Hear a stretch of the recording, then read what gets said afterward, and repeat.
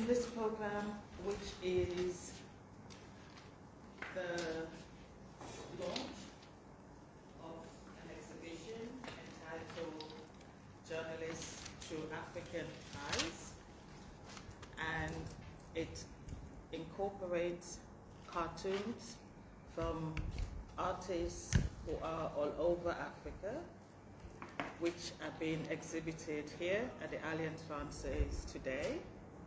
The exhibition will run from today for 7 days, after which it would be showcased in different locations in the region. We'd like to thank you for coming to join us. My name is 𝗝𝘂𝘂𝗏𝗂𝗃. I am here with WAVE, that's Women's Association for Victims Empowerment. And to my right is the most honorable, Mr. 𝗝𝘂𝘂𝗏𝗀𝗃, who is with Journalists for Justice, and he will tell you a bit more about himself. We have also representing WAVE, 𝗪𝗓𝗔 and Ms. 𝗪𝗓𝗔. At this juncture, I would hand over to Mr. He doesn't like Mr. to 𝗝𝘂𝘂𝗿𝗂𝗃, so that he will tell you a little bit more about the whole initiative here in the Gambia. You're welcome, sir. Thank you, Priscilla.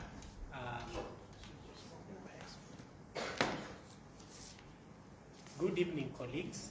I call you colleagues because I'm a journalist myself. We are very grateful for the opportunity to speak with you this afternoon, this evening. We are doing this in collaboration with the Women's Association for Victims Empowerment and Journalists for Justice. I work for Journalists for Justice, a civil society organization based in The Hague and working in Africa. And really the purpose of the exhibition, Justice Through African Eyes, is to see if Africans are able to also laugh at their problems.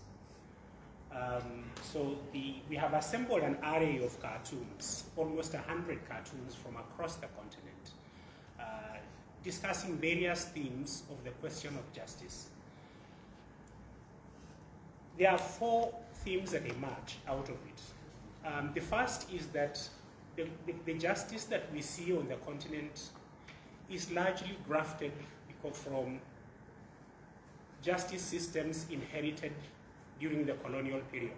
So what that has done is that it has supplanted indigenous justice systems, traditional justice mechanisms, and that sometimes creates a problem where, if, for example, you have a kidney transplant, sometimes the body tries to reject the new kidney that you've transplanted because it's not natural.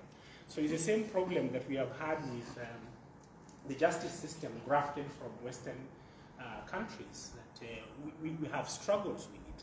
And if our people don't have political power and they don't have the means of violence, they don't have the capacity for violence, and they don't have money, they usually are often likely to be excluded from those conversations around justice. And so we wanted to just see how that gets highlighted and how Africans are able to laugh at themselves and the situation where they find themselves with regard to those questions. The second theme that emerges out of that is the 2 genocides. Africa has had 2 genocides in the past 30, 40 years. The first, of course, the most obvious, is the Rwanda genocide, where over 1 million souls were lost. The second, which is hardly remarked, not remarked as often as it should, is the genocide in Darfur. It actually was classified as a genocide. Over 300,000 souls were lost. And it is the subject of an international criminal court investigation, which has issued warrants of arrest against the former president of the Sudan, Omar al-Bashir.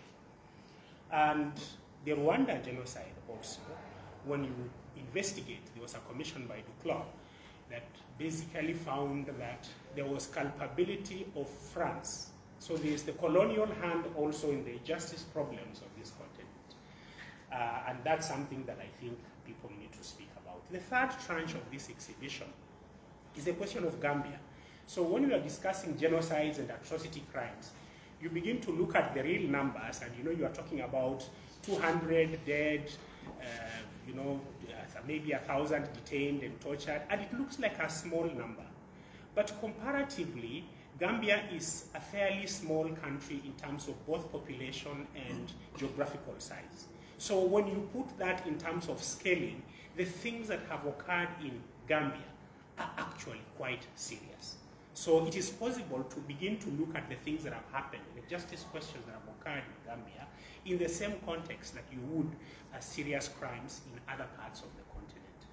And so when we began looking at discussions of justice in the Gambia, I don't know if Gambians don't laugh at themselves, but we realized when we made the first call for cartoonists, we were not able to receive any from Gambia.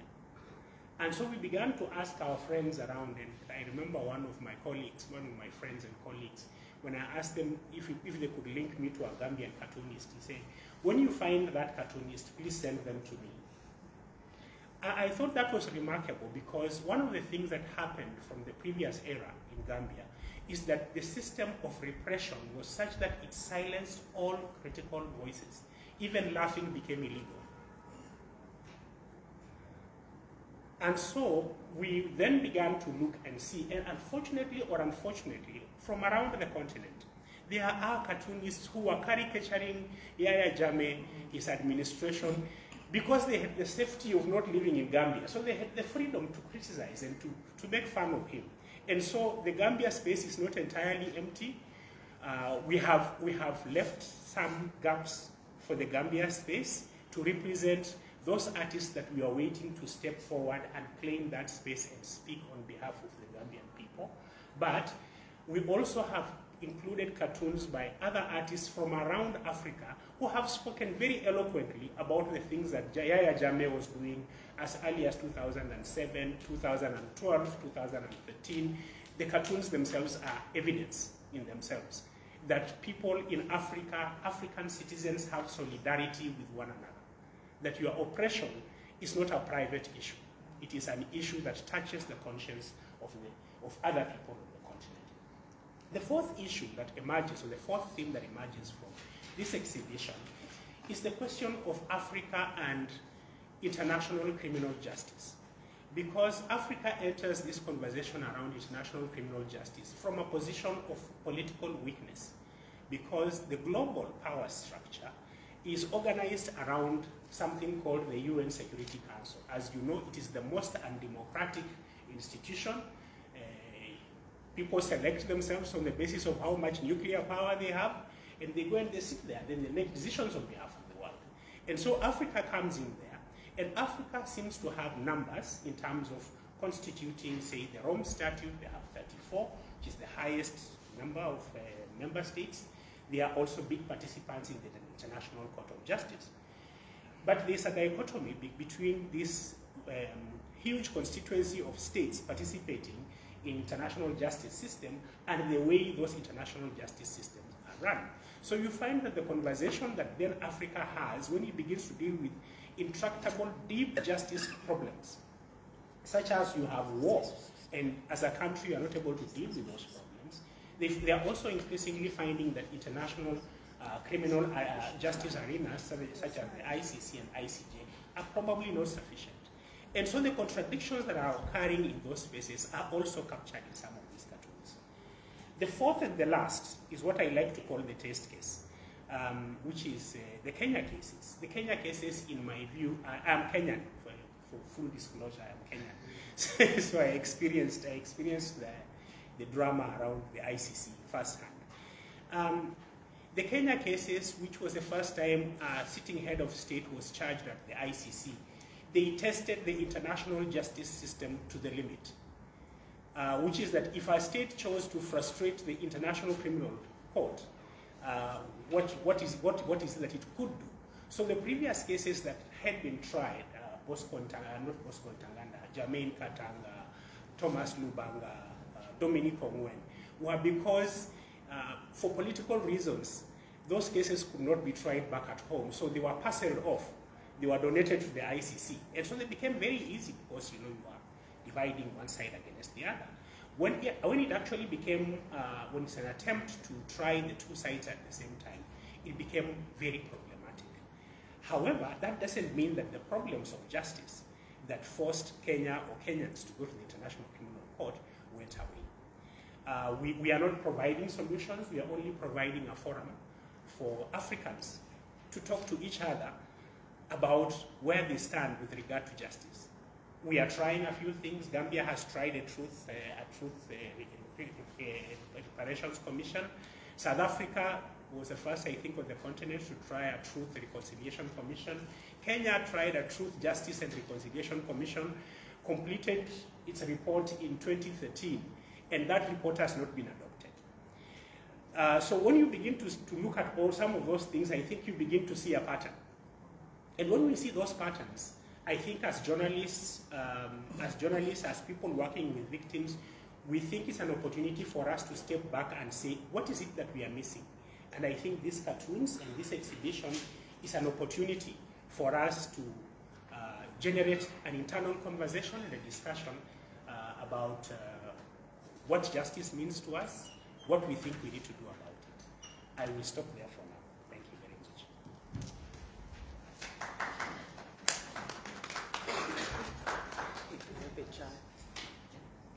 Okay. The floor is open for questions, if any.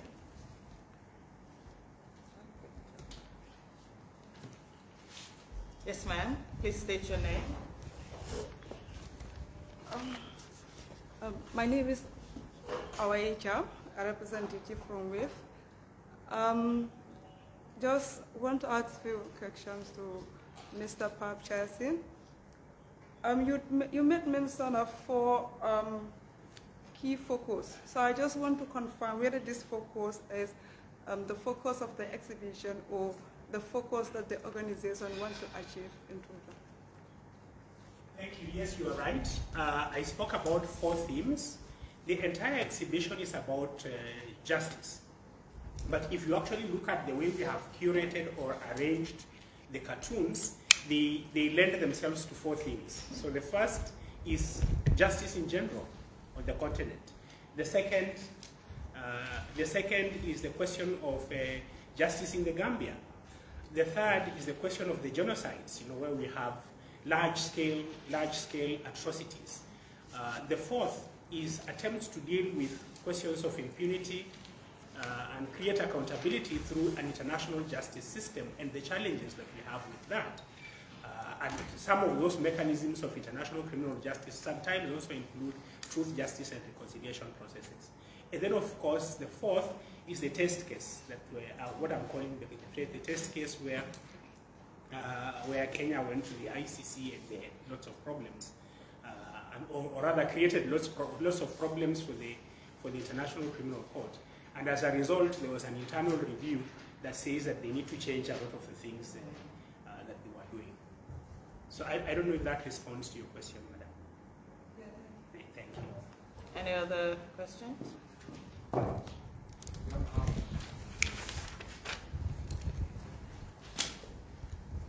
Thank you very much for the press conference. My name is 𝗙cie for Ghana Online News. I just wanted to know if this is going to be a series, whether there are other countries which you have done this before, if this is the first time, and certainly looking forward, whether there are going to be other opportunities, because the Gambia, we don't have that many cartoonists, as you know. You don't have any. we do have it. And in my panel discussion, I might bring up one. But like you said, we have very few.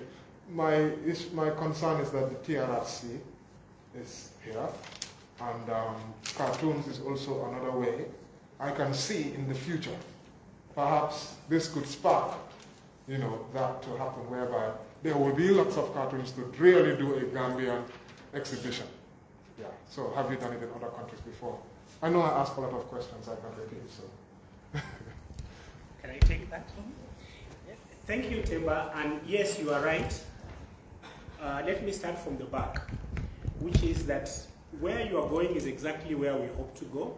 We hope to inspire Gambians to have conversations other than through words. Because one of the things that repression has produced in Gambia is silence.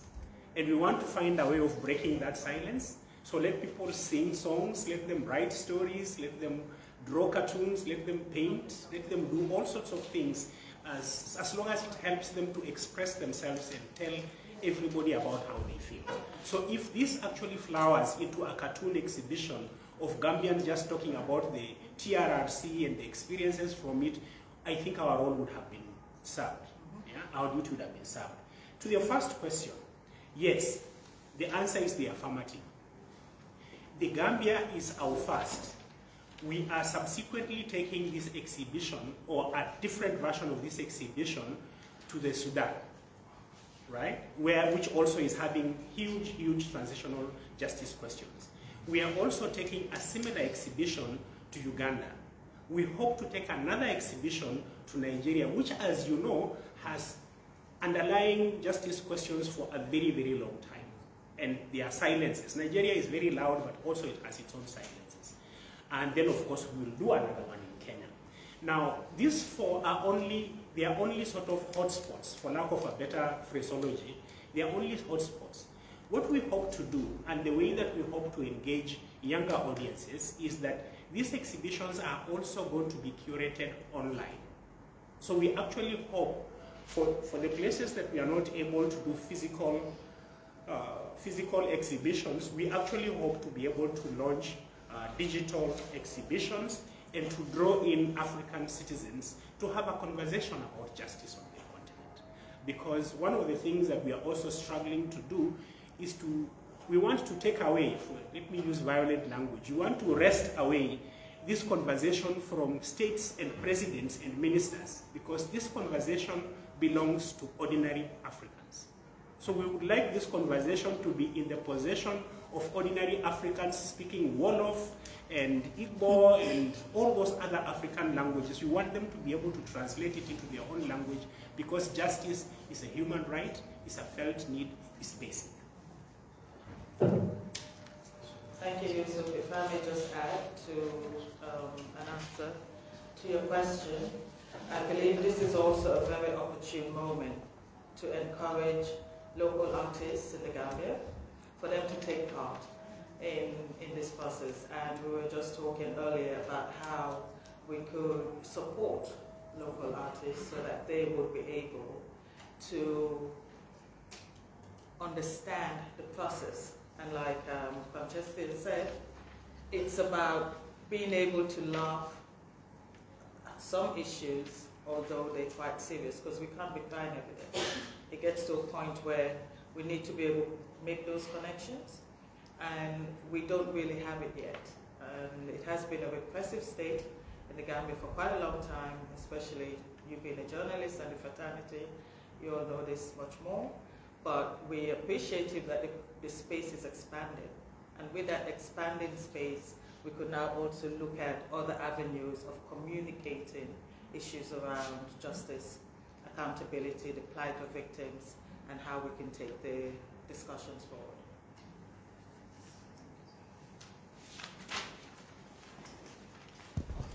Thank you very much. I am 𝗝𝗂𝘂𝗿 H𝗹𝗶, also a freelance journalist to guide our online newspaper. My concern is, what are the main challenges that you face in these of your exhibitions? Thank you. Did you say Ajalo? Idrissa. Idrissa. Thank you. The first challenge, as I mentioned, is the first challenge that we have faced is just that there's a shortage, or we are just not able to get enough people, especially in the Gambia, to participate. And when we speak to our colleagues and our partners on the ground, we realize that one, there are people, when we first of all walked into Alliance Française, we found that there was an art exhibition. So I am convinced if you have an art exhibition, it means that there are Gambian artists. So it means that the things that we are showing, Gambians have the capacity. Gambians have the capacity to do caricature and cartooning. It's just that the space probably has not existed and no one has been available to provide the support. So the biggest challenge we have had is that we've looked for the past 3 months trying to find Gambian political cartoons and can't find them. That's a big challenge. Yeah? And I think it's a testament of the repression that the country has gone through. I think is it 2-3 days ago, somebody was telling us a story when we were out at Wave, and they were saying, you know, you can have a chicken tied with a rope, and the day you free it, it doesn't know that it's free. So it just keeps on doing the same thing it was doing, keeps on moving around the same compound. So this exhibition really is an attempt to raise that awareness and to challenge our compatriots and our colleagues in Gambia, to tell them this space is open and it's available, and they don't even have to be limited to the Gambia. The whole of Africa is an audience waiting to hear what they've got to say. So that's one challenge, is just the dearth, the lack of material from this environment. That's one. The second, which we have not spoken about, but which is always there, is that, you know, cartoonists, they make us laugh, but they also annoy powerful people. 4 of the cartoonists that we are exhibiting have had run-ins with presidents. Now, you know, one of the things, I've had my own, I think 1 or 2 run-ins with the president. It's a very frightful experience. You know, to have the president of a country who commands an army and a police service thinking about you and talking about you, yeah, when he's in bed with his spouse, yeah, it's very frightening. You don't know what they are going to be able to do to you. And in some instances, some cartoonists have had to run, flee into exile. In other instances, others have actually been slapped with trumped-up charges. So there are all those perils. It's a very risky business, and we are alive to it. It's a risky business. It's just like what you do, what you, my colleagues in journalism, do. We know that it's a perilous occupation, but you know, we still do it. And I think the danger is what makes it even more attractive for some of us. So that's the other thing, which is that when people begin cartooning or doing art very consciously, they get onto the radar of the powerful, because you are challenging power. And power doesn't like to be challenged. So when power is challenged, sometimes it will fight back. So it's just for us to be aware and to know and to plan for how we respond when those challenges arise. The third is censorship. Yeah? The third is censorship in the sense of, if you, for example, using a commercial outlet, there might be pressure brought to bear on the publisher not to use your work anymore, to censor you and just tell you, you know, you can't publish anymore. Massively, luckily for very many of us, is that the internet is an open forum. So it has reduced some of those risks, some of those challenges that exist. There was always a danger, you know, if you go into a repressive environment, like, you know, we're expecting drama. When we go to Sudan, we expect drama, but we have planned for that drama, which is that there's an internet, there's an internet and it's free, and so we'll deal with them. You know, when we meet dictatorships, we will deal with them. We are ready for them. So, to my own understanding, is it only in Gambia that you're facing the challenges of having political parties who focus on these political characters?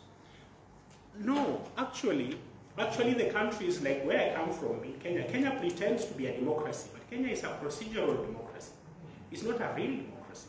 So in a country like Kenya, in Gambia, you know, you might look and see, you know, this is not very well developed. In places where countries pretend to be democratic, they are actually the ones who are most creative in being repressive. So when you get into this business of doing freedom of expression, you've got to be alert. America is one of the most repressive. It's one of the most repressive administrations. There's a guy called Julian Assange who is still on the run, right? From where? America is looking for him. Yeah? So you should never take it for granted just because of these labels that people have for countries. Says it's democratic. It doesn't mean who is it that wanted to extradite Julian Assange? The guys who lectures about democracy, isn't it? The United Kingdom, Australia. Those are the countries. So I don't know. Once you're on this path, it's very difficult to pick friends. Thank you very much. Any other questions? Siga?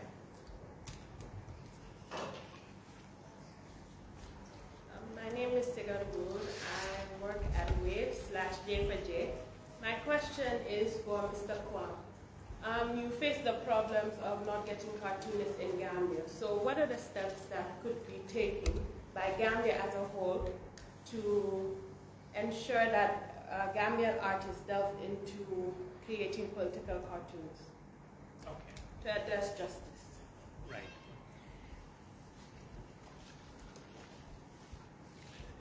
Thank you, Sidia, because I think you raise an important question, which is how do we do the political balance of excluded voices?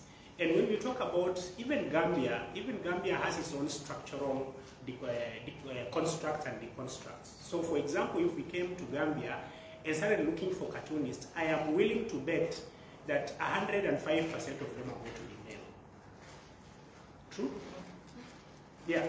So we also have got to begin to do political work. And the political work means that we have to begin to look at those areas of groups that are marginal, groups that are excluded and marginal, and to encourage those groups to participate. Yeah, so if there are people who want to do art and they also have handicaps, they are among groups of disabled, women, youth, those are groups that we should take a special effort to work with. Even in the cartoons that we selected, one of the things that I'm sure you will make as a criticism of us is that we only have one woman cartoonist. Yeah? And even getting that one woman cartoonist is an achievement, because in places where this has flowered, in Tanzania, in Kenya, in Uganda, there aren't that many women doing cartooning. But you know, when you look at she's called Celeste, she's done a few very, very interesting ones. When you are out there, maybe you might just get to look at them. Celestine Wamiru is very well trained, has a bachelor's degree, a first-class honors degree in art and design. And the perspectives that she's able to bring, even when she is discussing African Union, International Criminal Court, International Criminal Justice, the perspectives that she's able to bring are very different. She makes jokes, we laugh, but they are very different because they have a woman's nuance. So when we even begin doing this encouragement of people to come forward, we would try to be conscious so that we include the excluded. Thank you. Thank you. Any other questions? Besides, just to add another question, besides just having just cartoons, and there's another aspect of, comedy or sketches that also helps to portray. And in Gambia, drama is used a lot. Obviously, the whole idea is to laugh at yourself or laugh at the issue, to, crack the ribs a little bit. Is that something you're looking at also besides cartoons, sketches, drama, comedy? I will just restrict myself to what we are doing, and you see, we like to say that the harvest is large enough. It's just the workers who are few. if you are a Bible reader, it says the harvest is large. It's just the workers who are few. So when you look at what we could do, for example, around the TRRC report, which came out, I think, about a month ago, we could do a lot. Yeah, and there's no one saying, you don't have permission to go and do sketches and drama. My first training, my first degree was actually in theater arts. So I'm very attracted to performance. But we would like to encourage people who are in that area to pursue it. Yeah, and there are places like Guatemala. Guatemala has used drama therapy to also heal. Drama is actually a tool for healing injuries, past traumas, and there's a whole science to that. So we are not also looking at it we don't want to do like elastoplast, band-aid. We don't want to just come and cover. We want to see if we can encourage very deep conversations. And so when people adopt a methodology, they take it to the deepest of the deep. And they are able to, work with it. If people even want to say they want to use football, and people have even used football for healing. Yeah, so we are not going to do everything. Journalists for Justice and WAVE will not do everything. We will look at where our strengths are. I don't know if my sister Priscilla does football, but we look at, let's say, we are not very good with football, but we are maybe good with, maybe we're good with something else. So that's something else that we are good at. We run with it. And the people who are great with football, and we know there are very many people who are great with football in Gambia, if they want to run with it to help this conversation, it doesn't hurt anybody. So we also are having a discussion talking about, trying to bring a coalition. We're also beginning to build a coalition. Just coming here has helped us to begin to build a coalition of people who are like-minded. So Alliance Française, who are hosting us, are very willing to support a program to bring cartoonists together, to do a workshop, to help begin, thinking about what are the ideas that could be turned into art. We're working with WAVE, and this work I've also seen at the Memory House and other places. So how can that be translated? This work around body mapping, and so how can that be translated into art? And then we transit that from just being a tool for healing victims to also a tool for communicating, because also part of this issue of dealing with questions of justice is also helping the society to understand our pain. For those who have undergone pain, it's also useful to have the society understand our pain. When I'm traveling, I always like to I start my conversations from either the airport or the bus stop. So the guy who was dropping us from Banjul International was telling us about TRRC, and he said, yeah, TRRC, good idea. They should just pay off the victims. Just give them money and, let this thing, because we are all brothers in Gambia. Now, he is not wrong. He is right, because there are people who also, for this thing is burdensome. This past, this history is very burdensome and it's very difficult. And they can't understand why we are still talking about victims 5-6 years after Jammeh left. But they have, I think partly it's because they have not understood the depth of the injury. There are people whose lives will never be the same. It doesn't matter how much money you give them. Yeah? It doesn't matter. It does not matter. If your son disappeared, if your daughter disappeared, if your spouse disappeared, there's no amount of money that can bring you closure. So also we have to negotiate with the public so that they also understand where victims are coming from. And it's a long haul, so we are doing this, we are trying to do this with as many partners as possible. So WAVE is on board. Alliance Française have agreed to be on board with Journalists for Justice and anyone else who is willing to come along. So that this conversation becomes more inclusive, so that it's a conversation among Gambians and among Africans. Thank you. We have come to the end. Marie-Therese, how are you? Good to see you. And yes, I think a lot of interesting things came out, and we will take it forward as the discussion continues.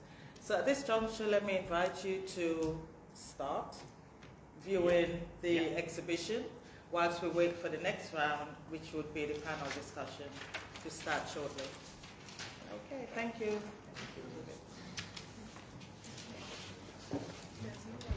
Yeah. Yes. Yes.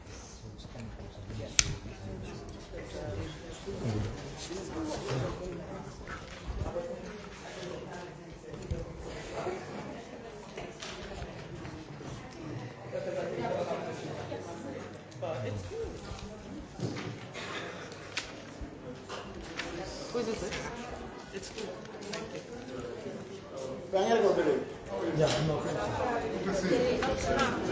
This is the stage. Okay, yeah, no, how is it done? Yeah. Osman. How are you doing, Chief? How are you doing, sir? Good to see you. You're on it, huh? So this is the exhibition. To anybody listening and watching, here is one of the cartoons. Yahya Jammeh Dictatorship, 1996 to 2016. Another one, Jammeh's Run from Justice. Yahya Jammeh, you cannot run forever. Running to Equatorial Guinea, another interesting cartoon. And here you have another interesting cartoon. See, there is democracy in Gambia. Even death row inmates choose how they want to be executed. By chopping off your head, My gunshots firing. You can also see the other one. You can be put on a stake. Stoning. How many options are there? 1, 2, 3, 4, 5. We will have you. So we have Journalists for Justice here.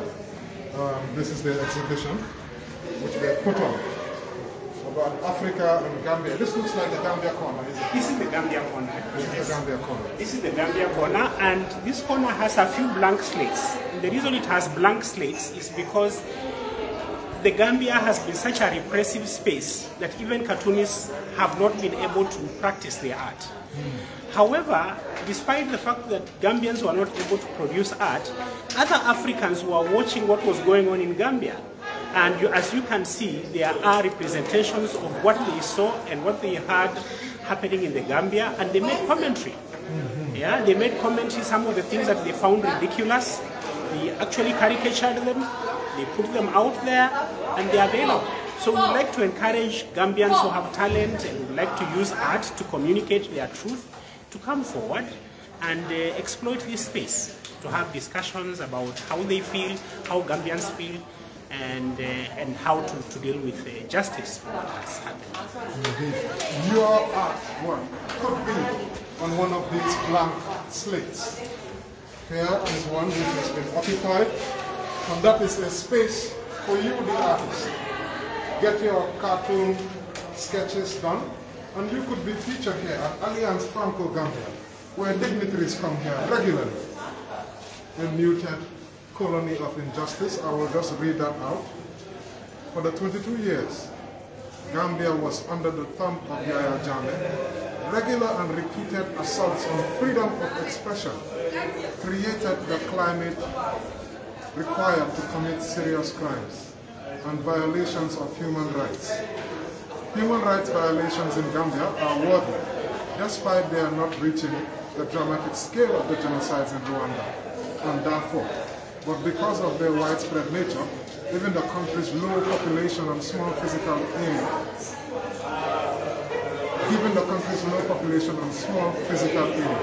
the blank slates, which we've talked about, yes, the blank slates represent the missing voices of Gambian artists commenting on the situation, but they exist in the context of two African citizens' solidarity.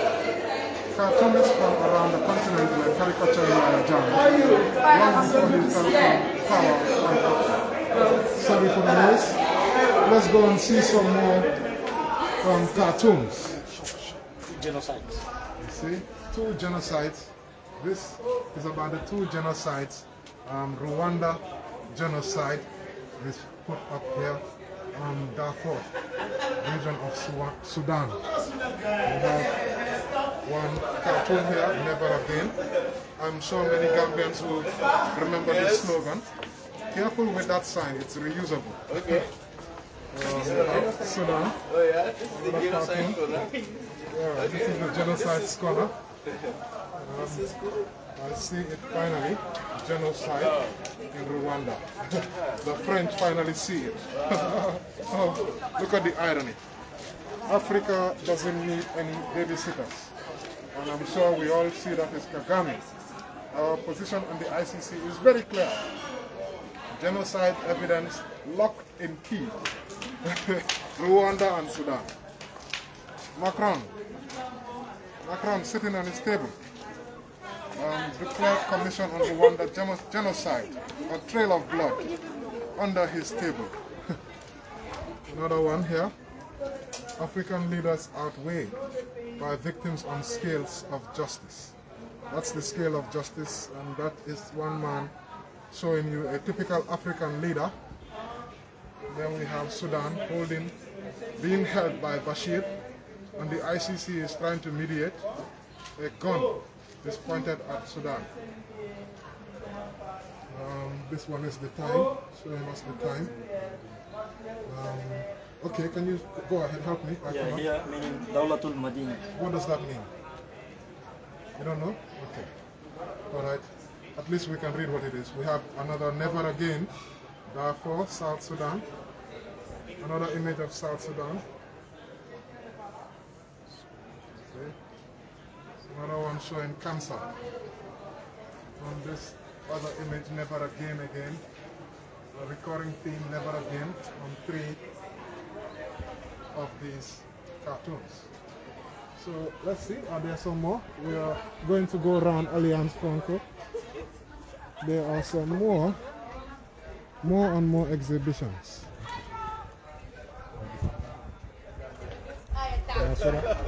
Institutional infrastructure of international justice. An internal review of the ICC has recommended a raft of changes to support state cooperation. Here, there is a picture shown here for the ICC, and here, which stated that the ICC... We're back again. We're going to show you the different images, and then we'll zoom into each one so you can see. We've got a number of images here.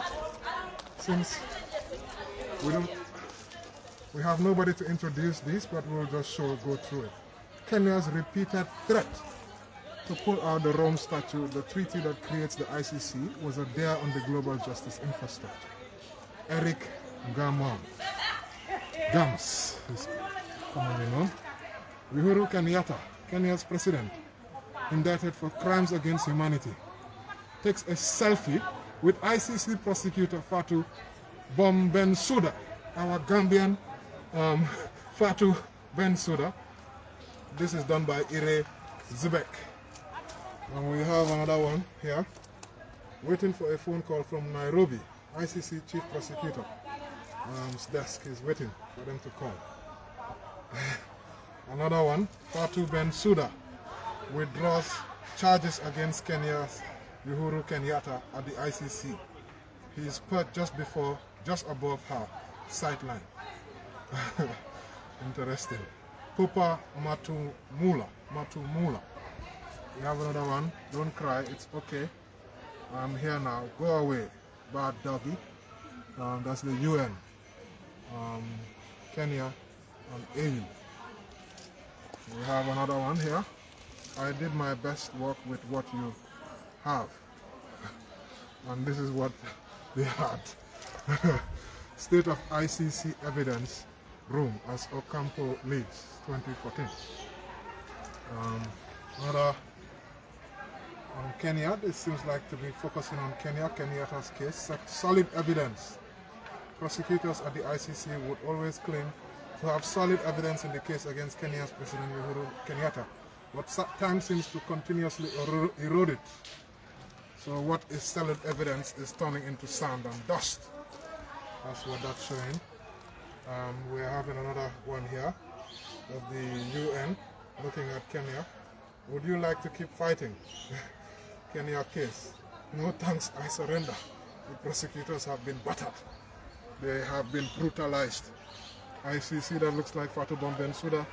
Long before virtual meetings became unknown, Kenya's President Kenyatta was fighting to appear online for his crimes against humanity trial at The Hague.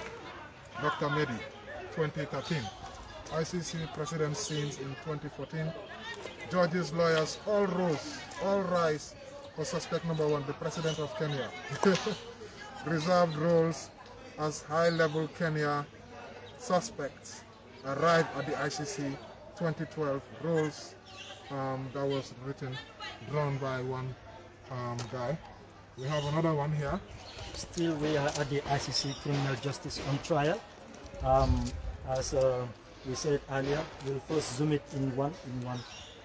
First, there is no one to introduce for us, but as the pictures are pasted in the wall. So we see still at the ICC, there is one caricature here which stated that former Congolese warlord Bosco Nkantada waves the flag of surrender to the ICC. The background tells a different story. Eric Gams.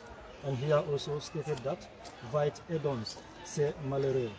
It's CPI, although it is written in French, but at least it is speaking in French. Here also it also indicates that the ICC strip searches former Ivorian President Laurent Gbagbo. That is 𝗍𝗍𝗍𝗍𝗍. We also have another one here. Bashir asked if Mandela was president after being prisoner, why should I be prisoner after being president? But it's also translated in French, as we have seen it here. Although in French it is also written as Mandela est passé de prisonnier à président. Pourquoi j'ai passé de président à prisonnier? Also written here, also in English, that Africa is existing, the ICC. I might as well lead the way. Still, remember, we are at the ICC Criminal Justice on trial. And also the other caricature, which is down, will fence sitting AU Act, Congo, Libya, Zimbabwe, Egypt. As we see, it is in the form of a flame. Special limit on ICC. Another caricature here also indicates that Africa ICC pull out. This one indicates that, Messieurs les juges, voici que le procureur trouve comme prévu contre Gbagbo. Gbagbo's lawyer, Altit, here is the evidence against Gbagbo 2011. Altit, avocat de Gbagbo. Voici le prévu contre Gbagbo 2011. Another caricature says that, I, Thomas Lugano, beg you to send me to prison instead. Also, the last one, which also says that Robert Mugabe, when was AU chairman, tells of the ICC prosecutor about accommodating the court on the continent. Here the ICC and the AU. The ICC refer to at least the image look like part of Bensouda. Yes, the image look like part of Bensouda. Now the AU here is saying that this is not the headquarters of the ICC. We don't want it in this region at all. Indeed, so this was the size of the International Criminal Justice Trial. We still on the other side. We have a few more. Unfortunately, the panel discussion is about to start. But what we're going to do, we won't explain much. We will give you a view so that you can see what is on this wall. And then we will zoom into each photo very quickly, unlike the last time. We will start from this side. You can see, oops, truth, reconciliation. I don't care what you think the TRRC is. You come out here and perform. Mostly, it's about military council. We have another one here. Another image is right here. We have another image right here. And another one. We have another image here. Please feel free to pause it and read it and see if you're interested. Nigerian massacre, victims of Nigerian massacre. We've got another one here. And then we have another one here. Going back in the hall. We are going back into the hall. We are running out of time. Let's do this very quickly. As you can see, these are some more cartoons here. Come to Alliance Franco and then watch these cartoons yourself. We are going to round up right now just to show you these images. And then we will have to go. There's a panel discussion about to start. And we cannot miss it.